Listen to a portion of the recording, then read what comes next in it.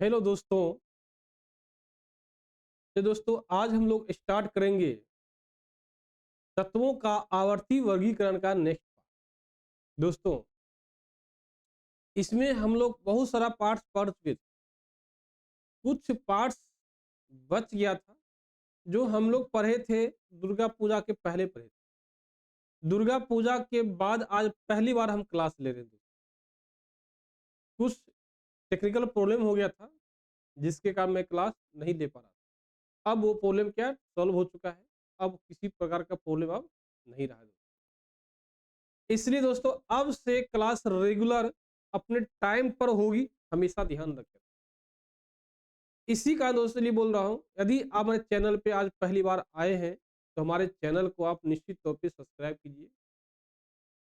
और यदि हमारे क्लास में लाइव क्लास में किसी भी प्रकार का आपको डाउट यदि होता है तो निश्चित तौर पे आप हमें फोन कीजिए, इन्फॉर्म कीजिए, ताकि हम उस डाउट को क्लियर कर सकें। आइए दोस्तों स्टार्ट करते हैं आज का सेशन। देखिए दोस्तों हम लोग पढ़ रहे थे बोरोन के बारे में। क्या पढ़े दोस्तों?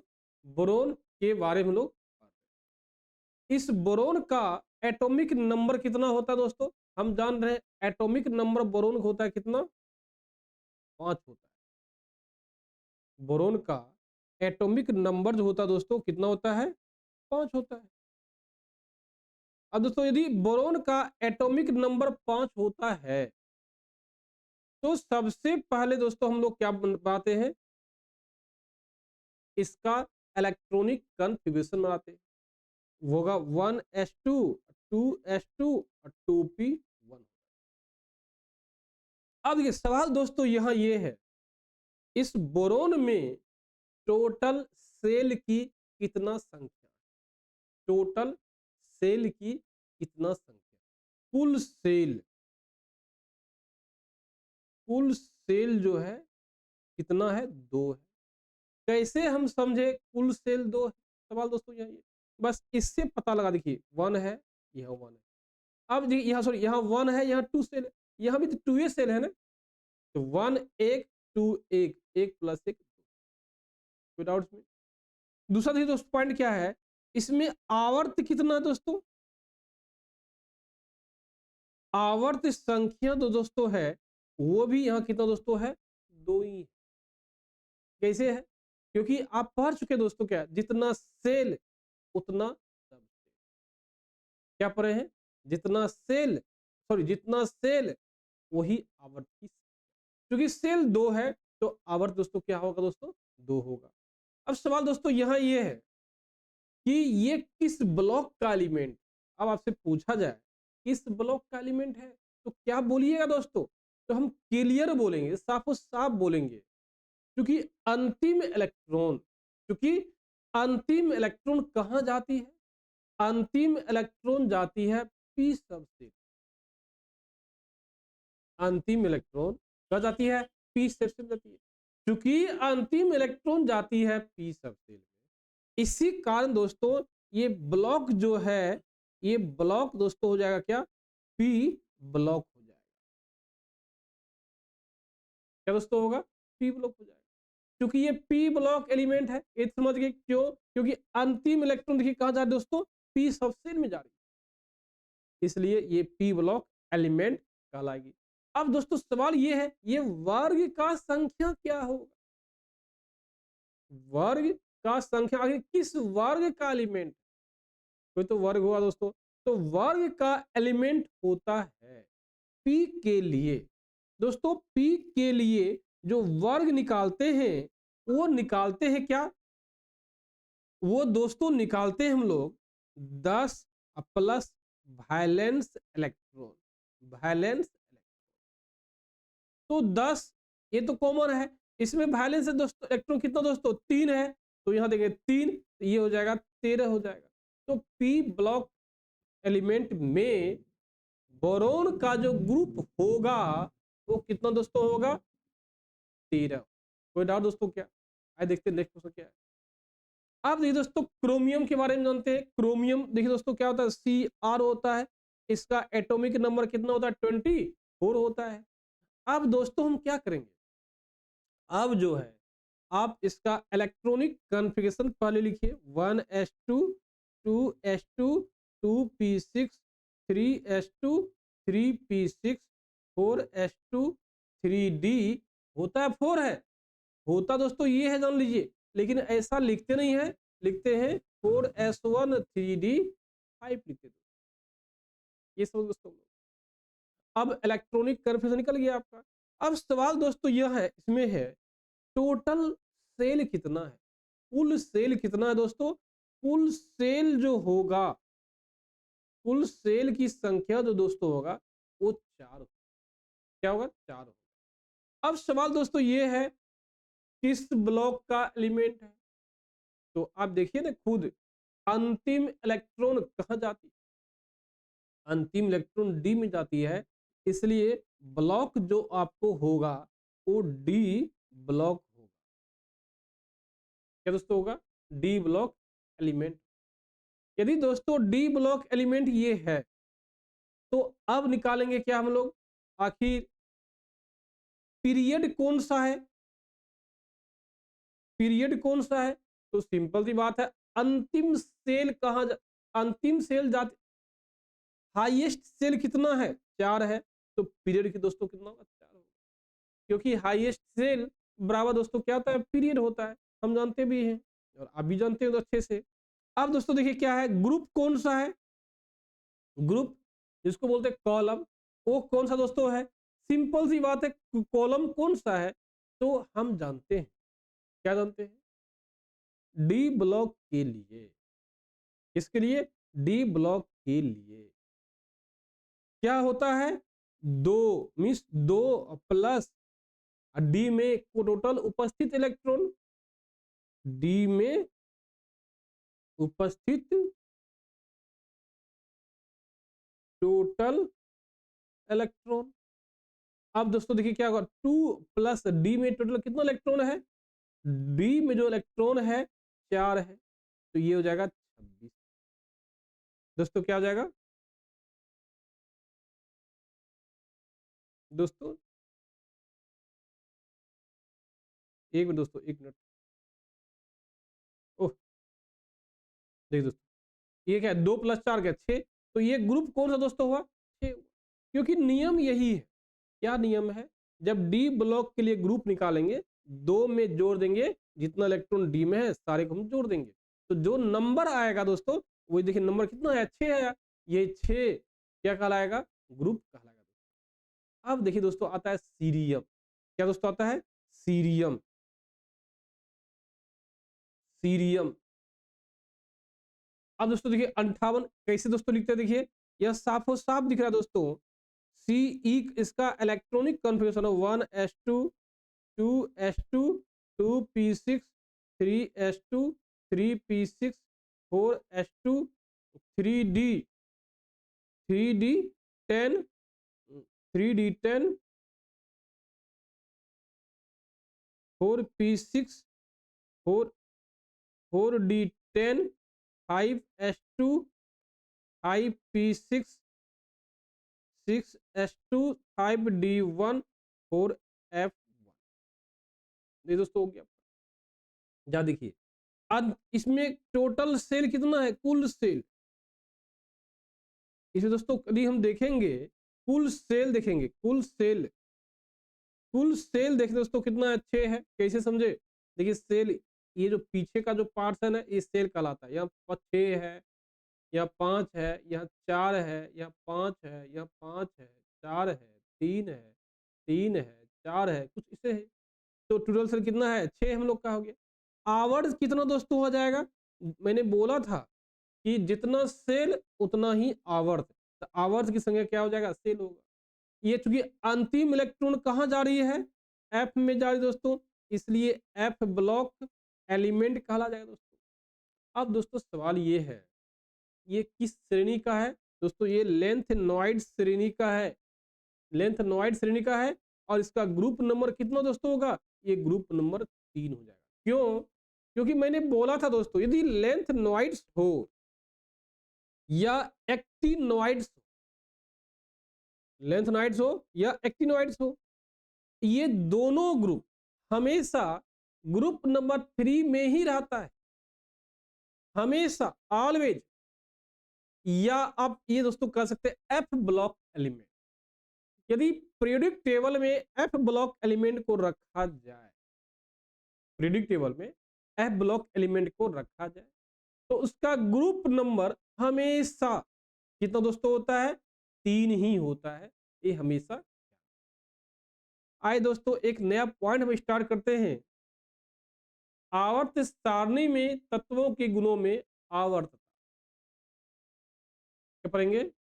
आवर्त सारणी में तत्वों के गुणों में आवर्त, इसी को बोलते हैं periodicity in properties of element in the predict. किसी भी प्रेडिक्ट टेबल में जो पीरियोडिसिटी होता है उसके प्रॉपर्टी को आज हम लोग। आवर्त सारणी में तत्वों की निश्चित संख्या के अंतरालों पर समान गुणों वाले तत्वों की पुनरावृत्ति होती है। ये तो मेंडली भी बोला था, न्यूलैंड्स भी बोला था, और मॉडर्न भी बोलता है। लेकिन न्यूलैंड्स ने क्या बोला था? 8 ग्रुप के बाद, मतलब उसका पोजीशन फिक्स था। मेंडलिप का पोजीशन फिक्स नहीं था, और मॉडर्न प्रेडिक्ट टेबल का भी पोजीशन फिक्स नहीं था। मतलब सिर्फ ये बोलता है आवर्त सारणी में तत्वों की निश्चित परमाणु संख्या के बाद, तत्वों की निश्चित संख्या के बाद अंतरालों पर समान गुणों वाले तत्वों की पुनरावृत्ति होती है। क्या होती है? तत्वों की पुनरावृत्ति होती है। ये दोस्तों आप ये कह सकते हैं क्या? देखिए, वर्ग एक की क्षार धातुएं प्रबल धातुई गुणी वाले, जो ग्रुप 1 में एलिमेंट्स है, तो सवाल 1 ए है, ग्रुप 1 में कौन सा एलिमेंट? ग्रुप 1 में एलिमेंट्स है lithium, sodium, potassium, rubidium, caesium, francium, और हाइड्रोजन भी है। ग्रुप 1 की क्षार धातुएं प्रबल धातुई गुण वाली होती है, और ये प्रबल विद्युत धनात्मक भी होती है। लेकिन वर्ग 17 के हैलोजन तत्व, वर्ग 17 के हैलोजन तत्व प्रबल अधातुई गुणों वाले और प्रबल विद्युत ऋणात्मक। शून्य वर्ग के तत्व वर्ग 1 और वर्ग 17 को जोड़ते हैं, तो ये तत्व रासायनिक दृष्टि से क्या होती दोस्तों? अक्रिय होती। क्या होती है? अक्रिय होती। इस प्रकार से हम देखते हैं कि आवर्त सारणी में तत्वों के गुणों में आवर्तता पाई जाती है। इस प्रकार से हम देखते हैं, ये ग्रुप 1 से ग्रुप 17 से हम देखिए, ग्रुप 1 का देखिए क्या प्रॉपर्टी था, ग्रुप 17 देखिए क्या प्रॉपर्टी था। ग्रुप 1 में प्रबल क्षारीय धातु था, लेकिन क्या ग्रुप 17 में धातु था? तो इस प्रकार से हम देखते हैं दोस्तों, आवर्त सारणी में तत्वों के गुणों में आवर्तता पाई जाती है। इसका कारण इनके इलेक्ट्रॉनिक विन्यास का समान। इसका कारण क्या है? इसका इलेक्ट्रॉन विन्यास का समान होना है। वर्ग एक के सभी तत्वों के बाह्य ऑर्बिटल में एक इलेक्ट्रॉन होता है। वर्ग जो है एक, वर्ग जो है एक के सभी तत्वों के बाह्य ऑर्बिटल में, कोई वर्ग है, उसके बाह्य ऑर्बिटल में जो इलेक्ट्रॉन है, इसका बाह्य इलेक्ट्रॉनिक विन्यास होता है दोस्तों है, इसका बाह्य इलेक्ट्रॉनिक विन्यास क्या होता है? ग्रुप 1 का दोस्तों NS1 होता है दोस्तों। क्या दोस्तों होता है? NS1 होता है। ग्रुप 17 के तत्वों का बाह्य इलेक्ट्रॉनिक विन्यास होता है NP, क्या होता है? NS2, NS2 NP 1 से 6 तक होता है। अर्थात इसके बाह्य सेल में 7 इलेक्ट्रॉन, देखिए 1 से 7 है ना, क्योंकि ग्रुप 17 बोल रहा है, तो ग्रुप 17 में देखिए दोस्तों क्या हो जाएगा, यहाँ पर 5 हो जाएगा। ये दोस्तों गया, देखिए कितना इलेक्ट्रॉन बाह्य में, 5 2, कोई लिखा हुआ, इसके बाह्य सेल में 7 इलेक्ट्रॉन था। वर्ग 18 के सभी तत्वों का बाह्य इलेक्ट्रॉन विन्यास क्या होता है दोस्तों? NS2 NP6, इसमें बाह्य इलेक्ट्रॉन कितना देखिए है? 8 इलेक्ट्रॉन। सिर्फ हीलियम में, हीलियम का दोस्तों NP नहीं होता है, हमेशा ध्यान रखना। तत्वों के एक निश्चित अंतराल के आने वाले तत्वों के बाह्य इलेक्ट्रॉन विन्यास समान होने के कारण ही उनके गुणों में क्या होती है, आवर्तता होती है। दोस्तों कहानी में तो ये है कि आखिर आवर्तता होती क्यों है, सवाल ये है, क्या कारण है कि आवर्तता होती है। दोस्तों यहाँ सवाल यहाँ ये है, कुछ तो बात है आवर्तता होने से, वही बात क्यों होती है हमको पढ़ना दोस्तों। बात दोस्तों यहाँ ये कि तत्वों के निश्चित अंतराल के पश्चात आने वाले तत्वों के बाह्य इलेक्ट्रॉन विन्यास समान होने के कारण ही उनके गुणों में आवर्तता पाई जाती है। जैसे मान लीजिए आप लिथियम लीजिए, लिथियम के बाद कुछ तत्व के बाद आता है सोडियम। जो सोडियम में बाह्य इलेक्ट्रॉन है वही बाह्य इलेक्ट्रॉन लिथियम में, इसीलिए लिथियम और सोडियम का प्रॉपर्टी मिलता जुलता है, इसीलिए आवर्तता होता है। दूसरा एग्जांपल मान लीजिए फ्लोरीन का बाह्य इलेक्ट्रॉन कितना है, 7। कुछ एलिमेंट के बाद क्लोरीन आता है और क्लोरीन का भी बाह्य इलेक्ट्रॉन कितना, 7 ही है, क्योंकि दोनों का बाह्य इलेक्ट्रॉन एक समान दोस्तों है। इसी कारण दोनों के गुणों में क्या होता, आवर्तता पाई जाती है। तो देखा दोस्तों क्या आए दोस्तों, सबसे हम पहले पढ़ेंगे परमाणु त्रिज्या। ये क्या वार्ता है, सबसे पहले क्या पढ़ेंगे, परमाणु। आप देखिए दोस्तों क्या होता है, किसी परमाणु की बाह्यतम कक्षा और उसके नाभिक के केंद्र की दूरी को परमाणु त्रिज्या कहते हैं। दोस्तों परमाणु त्रिज्या कहते किसको है, बहुत आसान। देखिए जैसे दोस्तों मान लीजिए एक क्या, एक परमाणु है, ये दोस्तों क्या है, परमाणु है। यदि ये परमाणु है, क्योंकि आप जानते हैं परमाणु का जो आकार होता है वो गोलाकार होता है। हम जानते हैं परमाणु का जो आकार होता है वो गोलाकार होता है, और चूंकि गोलाकार होता है इसलिए तो बोल रहा हूं। देखिए क्या, ये क्या है, बाह्यतम कक्षा है, ये आउटर कक्षा है, बाह्यतम कक्षा है, इसको बाह्यतम सेल भी दोस्तों बोल सकते हैं आप। दूसरा बात यहां दोस्तों एक क्या है, सेंटर होगा, क्योंकि यदि मान लीजिए गोलाकार है तो उसमें दोस्तों एक क्या है, सेंटर भी होगा, उसमें कक्षा भी। तो बाह्यतम कक्षा और सेंटर के बीच का दूरी जो है, बाह्यतम कक्षा और सेंटर के बीच का जो दूरी है, यही तो परमाणु त्रिज्या कहलाता है दोस्तों। कोई डाउट क्या, यही कहलाता है परमाणु त्रिज्या कहलाता है। कौन, परमाणु, परमाणु का बाह्यतम कक्षा और सेंटर के बीच का दूरी परमाणु त्रिज्या कहलाता है। दोस्तों वही देखिए लिखा हुआ क्लियर, किसी परमाणु की बाह्यतम कक्षा और उसके नाभिक के केंद्र के बीच की दूरी को परमाणु त्रिज्या कहते हैं। अणु में दो आसन्न परमाणुओं के केंद्रों के बीच की दूरी ज्ञात की जाती है, यह दूरी उन परमाणुओं की त्रिज्या योगफल के बराबर होती है।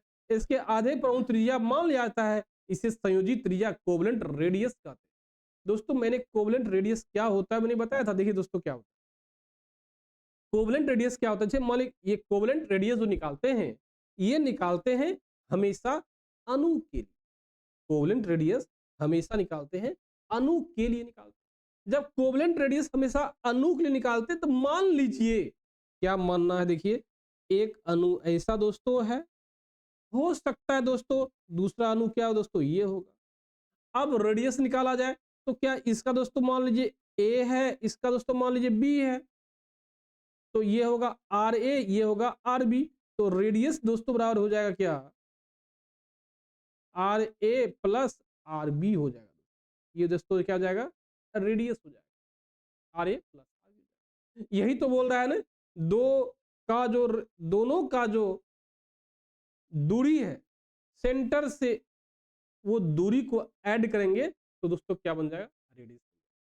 जैसा कि एक एग्जांपल देखिए, हाइड्रोजन अणु में, हाइड्रोजन अणु मतलब क्या, H2 बोल रहा है दोस्तों, क्योंकि हाइड्रोजन अणु का मतलब है ही H2। अणु में दोनों हाइड्रोजन परमाणु के नाभिक के बीच दूरी 74 pm होता है। दोस्तों कार्य क्या है 74 पीएम। पीएम का मतलब होता है पिकोमीटर।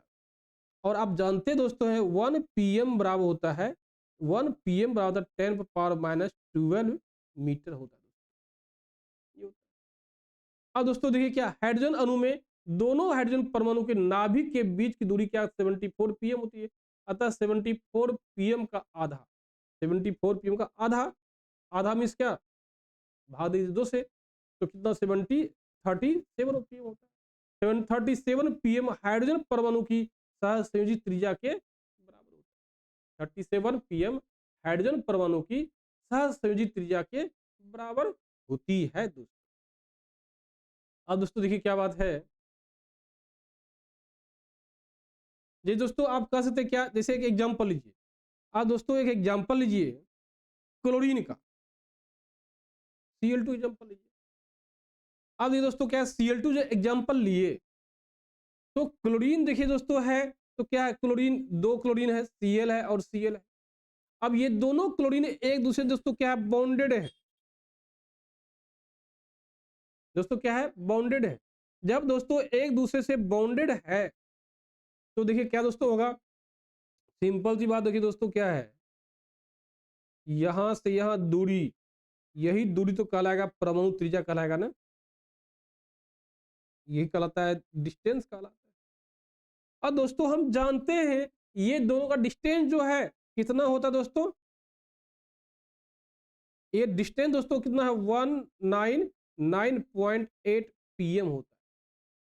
क्या दोस्तों होता है 1998 199.8 पीएम होता है। अब दोस्तों नेक्स्ट पॉइंट देखिए क्या है इसी में आखिर आवर्त सारणी में लेफ्ट से राइट जाने से क्या होगा और ऊपर नीचे आने से क्या होगा। तो दोस्तों आप समझिए इस चीज को किसी भी आवर्त में किसी भी पीरियड में लेफ्ट से राइट जाने पर लेफ्ट से राइट जाने पर और टॉप से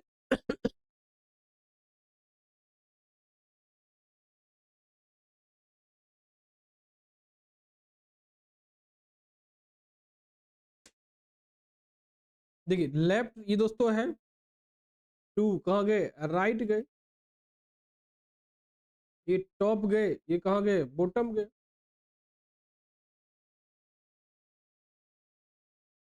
ये दोस्तों बॉटम गए।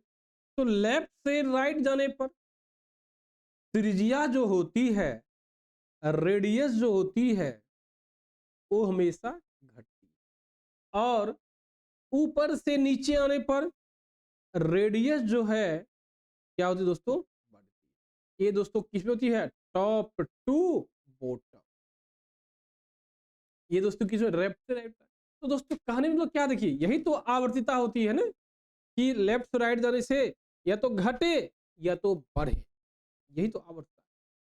तो कहानी क्या है यदि आप अकॉर्डिंग टू रेडियस देखिएगा दोस्तों अकॉर्डिंग टू रेडियस देखिएगा तो लेफ्ट से राइट जाने पर रेडियस क्या होती है घटती है लेकिन ऊपर से नीचे आने पर रेडियस क्या होती है बढ़ती है। जैसे एग्जांपल दोस्तों देखिए क्या है लिथियम है बेरिलियम है बोरोन है कार्बन है नाइट्रोजन है ऑक्सीजन है फ्लोरीन है। देखिए दोस्तों ये सब एक ही पीरियड से बिलोंग करता है दोस्तों ये सब एक ही पीरियड से बिलोंग करता है और उस पीरियड का नाम है सेकेंड पीरियड। सेकेंड पीरियड नाम है दोस्तों उस पीरियड का क्या नाम है सेकेंड पीरियड है। तो देखिए अब आपसे पूछा जाए सबसे छोटा आकार किसका है सबसे छोटा आकार है फ्लोरीन का।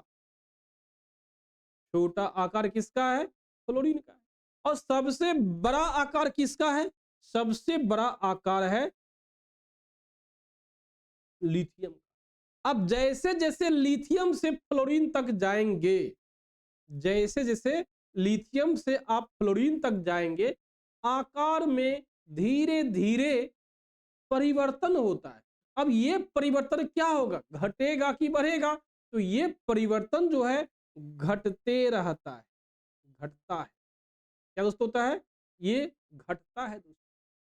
लेकिन दोस्तों सवाल ये है किसी ग्रुप में आइए, जैसे hydrogen, lithium, sodium, potassium, rubidium, caesium. अब आपसे पूछा जाए सबसे बड़ा कौन है? सबसे बड़ा जो है आपका सीजियम है, सबसे छोटा जो है कौन है? ये। अब ऊपर से नीचे आते हैं, आकार में क्या होती है? आकार में वृद्धि होती है। क्या होती है? आकार में वृद्धि होती है, आकार जो है बढ़ती है। अब सवाल दोस्तों ये है कि लेफ्ट से राइट जाने पे आकार बढ़ती, लेफ्ट से राइट जाने पे आकार घटती क्यों है, और ऊपर से नीचे आने पे आकार बढ़ती क्यों? सवाल दोस्तों है। दोस्तों ये सवाल का आंसर हम लोग कल देंगे। आज यहाँ तक दोस्तों रखते हैं। दोस्तों यदि आज के वीडियो में आपको किसी भी प्रकार का डाउट है, आप निश्चित तौर पे आप में वीडियो पे कमेंट कीजिए और बतलाइए। यदि संभव हो सका तो हम तुरंत एक नया वीडियो बना के आपको हम डाउट क्लियर कर देंगे। और दोस्तों यदि हमारे चैनल पे आज पहली बार आए, हमारे चैनल को आप निश्चित तौर पे सब्सक्राइब कर लीजिए, ताकि आपको पता लगते रहे कि कौन सा क्लास कब। चलिए दोस्तों अपने इस सेशन समाप्त करते हैं। जय हिंद।